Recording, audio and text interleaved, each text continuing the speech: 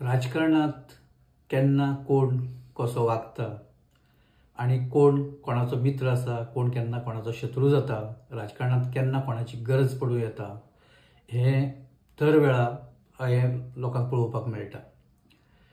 खूबश्यो अश्यो गजाली ह्या राज्यांत जाल्या की आयज जाका शत्रू म्हणले ते फुडें मित्र जाले।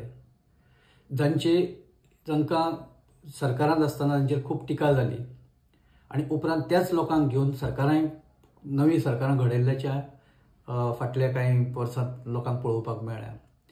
खूबश्यो अश्यो गजाली आसा की आमी म्हणटा की अमको आसत जाल्यार अमकें जातलें आशिल्लें, तमको आसत जाल्यार तमकें जातलें आशिल्लें, अमको आसत जाल्यार ह्यो गजाली घडच्यो नाशिल्ल्यो।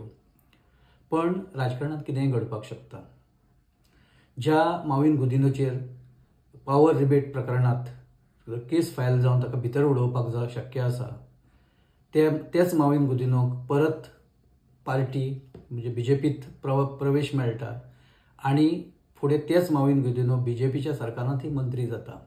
हें मोठें कॉन्ट्रडिक्शन, पण तें गोंयांत घडपाक शकता। आनी देशाच्या राजकारणाचो एकूण जर आमी एक आढावो घेतलो जाल्यार खंय हें आतां सर्रासपणान घडटना आमकां दिश्टी पडटा। महाराष्ट्रांत एक हालींच ताजी प्रकरणां लोकांच्या दोळ्या मुखार आसा। महाराष्ट्रांतय अशी कांय प्रकरणां घडल्या।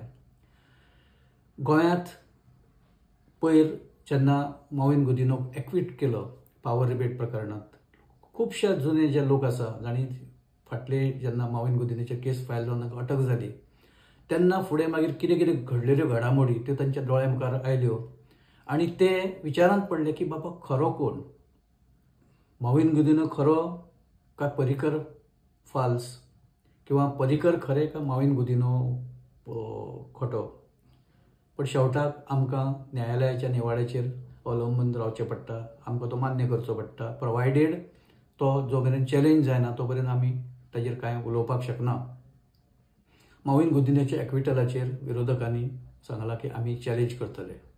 आतां ते कशें चॅलेंज करतले, केन्ना चॅलेंज करतले हें कांय स्पश्ट ना। पण जर ताणें चॅलेंज केलें आनी जर कांय पुरावे, साक्षी आनी बाकीच्यो समजा जर फुडें आयल्यो परत नव्यान कांय, जाल्यार हे प्रकरण आनी फुडें वाडपाक शकता।